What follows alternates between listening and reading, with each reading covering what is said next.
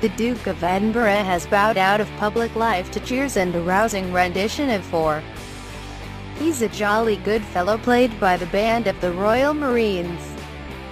It rained heavily on his final parade, necessitating a raincoat and bowler hat as Prince Philip, 96, performed his last solo engagement almost 70 years after his first.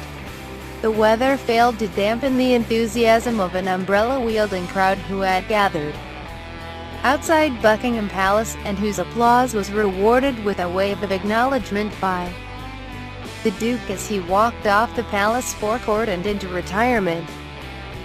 Philip, who announced that he was stepping down in May, had chosen the forecourt of Buckingham Palace and a Royal Marines military parade to stage his final solo act as Captain General of the Royal Marines.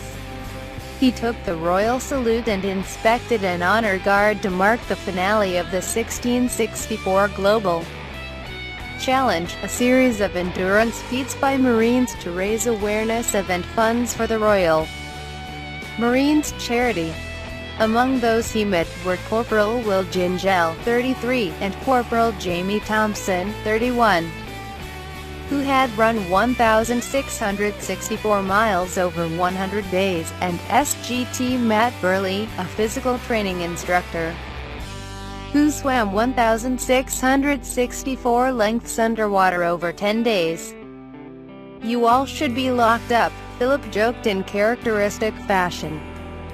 It was the 22,219th solo engagement carried out by the Duke since his wife became Queen in 1952. As far as Buckingham Palace could ascertain, his very first had been on the 2nd of March 1948, a few months after his marriage to Princess Elizabeth, when he attended the London Federation of Boys Club boxing finals at the Royal Albert Hall. The court circular recorded that the prince, then aged 26, presented the prizes, a Royal Navy man to the Corps who was mentioned in dispatches during the Second World War.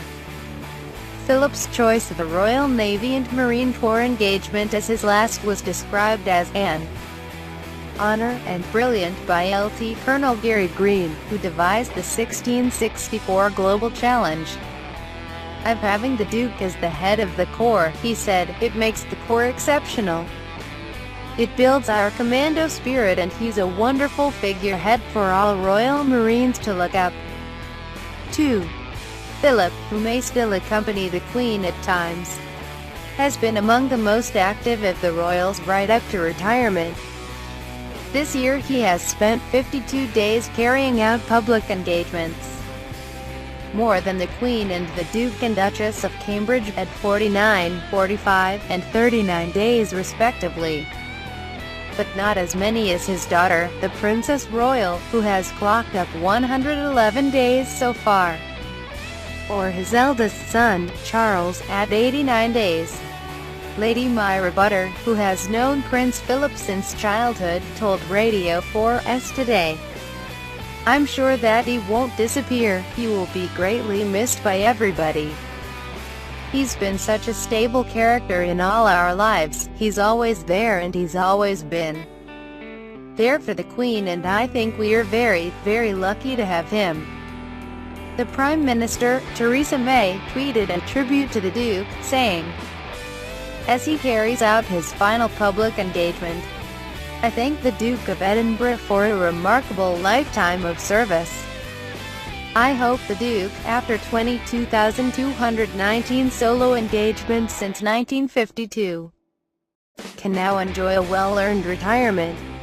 He may be bowing out of public life, but not as dramatically as readers of the Daily Telegraph's website were informed on Wednesday, when an accidental slip of the keyboard resulted in the headline, Hold. Prince Philip, Duke of Edinburgh, dies aged XX, announcing his death and publishing details of his funeral. The Telegraph swiftly pulled the article and apologized, saying it would be reviewing its publishing processes as a matter of urgency. In May, when his retirement was announced, The Sun's website also erroneously announced his death.